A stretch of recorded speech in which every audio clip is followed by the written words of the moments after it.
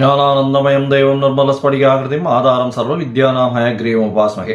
மாசி பங்குனி சேரக்கூடிய நாள் காரடையான் நோன்பு அப்படின்னு சொல்லக்கூடியது. இந்த காரடையான் நோன்பினுடைய விசேஷம் என்ன அப்படின்னா, சுமங்கலிகளுக்கு அவர்களுடைய கணவன் உடல்நிலை நல்ல ஒரு ஏற்றமும் தீர்க்க ஆயுளும் கிடைக்கக்கூடிய காலகட்டமாகும். இந்த இதுல உபவாசம் இருந்து, அதாவது இந்த விரதம் இருந்தார்களேயானால் அவர்களுக்கு நிச்சயமாக கணவனின் ஆயுள் நல்லபடியாக ஏறும், தீர்க்க சுமங்கலியாக இருக்கக்கூடிய பாக்கியம் உண்டு அப்படின்றது சொல்றாங்க. இது சாவித்ரி சத்தியவானுடைய கதையை எடுத்து சாவித்ரி யமனை துரத்தி கொண்டு போய் சத்தியவானை மீட்டு கொண்டு வந்த ஒரு நாளாக கருதப்படுகிறது. அந்த நாள்ல காரடையான் நோன்பு அப்படின்னு சொல்லக்கூடியது. இந்த காரடையான் நோன்பு அப்படின்னு சொல்றது மாசியும் பங்குனியும் சேரக்கூடிய நாளாக சொல்றது. அதனால மாசி மாசத்தினுடைய கடைசி நாள், பங்குனி மாசத்தினுடைய ஆரம்பம் வரும். அதனால பார்த்தாலேயானால் இந்த வருஷம் மார்ச் மாசம் 14ஆம் தேதி வெள்ளிக்கிழமை சாயந்தரமா அந்த மாசி மாசம் முடியறது. ஏன்னா சூரிய அஸ்தமனத்தை வச்சுதான் நம்ம மாசத்தினுடைய கடைசியை சொல்லுவோம். அதே மாதிரி மாச பிறப்பையும் சூரிய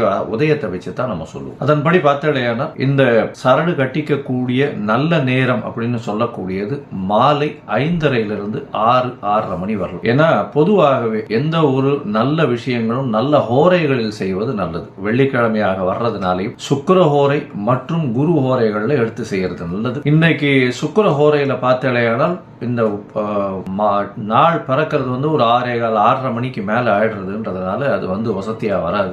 ஏன்னா ராகு காலம், யமகண்டம், குளிகை இதெல்லாம் கொஞ்சம் நகர்ந்து போய் அதுவும் இல்லாம எந்த தோஷமும் இல்லாத காலமாக இருக்கணும் அப்படின்றதுனால நீங்க எடுத்துக்கொள்ள வேண்டியது அப்படின்னு பார்த்தேனால் மாலை 5:30 மணி முதல் 6:30 மணி வரை இருக்கக்கூடிய நேரத்தில் இந்த காரடையான் நோன்பு, இந்த திருமங்கல்யம் சரடு கட்டிக்கிறது, கையில கன்னியா பொண்கள் கையில சரடு கட்டிக்கிறது, அவர்களுக்கு நல்ல கணவர் அமைவார்கள், நல்ல குடும்பம் அமையும் அப்படின்னு சொல்றதுனால இந்த காரடையான் நோன்பு அப்படின்னு சொல்றதுதான் கௌரி விரதம், காமாட்சி விரதம், இந்த மாதிரியான விஷயங்களை சொல்றான். இன்னைக்கு பார்த்தேனால், அதாவது இந்த காரடையான் நோன்பு அன்னைக்கே சாயந்தரம் பௌர்ணமி வந்துடுறதுனால வடக்கெல்லாம் இது நம்ம காரடையான் நோன்பு பொதுவாகவே சவுத் இந்தியா, அதாவது கேரளா, கர்நாடகா, தமிழ்நாடு, ஆந்திரா, அது தவிர தென்னாப்பிரிக்கா, சிங்கப்பூர், ஸ்ரீலங்கா, இந்த மாதிரியான இடங்கள்ல நிறைய கொண்டாடப்படுகிறது. அது தவிர ஹோலி பண்டிகை இந்தியா முழுக்க கொண்டாடப்படுகிறது. அதாவது நார்த்தன் பார்ட் ஆஃப் இந்தியால ஹோலி பண்டிகை. ஏன்னா ஹோலிகா அப்படின்ற பிரகலாத சரித்திரத்துல பார்த்தோம்னா அந்த இரண்யகசுபனுடைய தங்கை, அவள் நெருப்பினால் அவர்களுக்கு ஆபத்து கிடையாதுன்றதுனால இரண்யகசுபு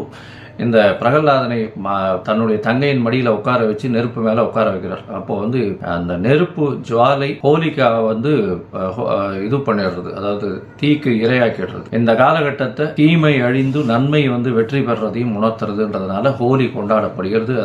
அது ஹோலி அன்னைக்கு முதல் நாள் பார்த்தோம்னா ஹோலிகா தகன் அப்படின்னு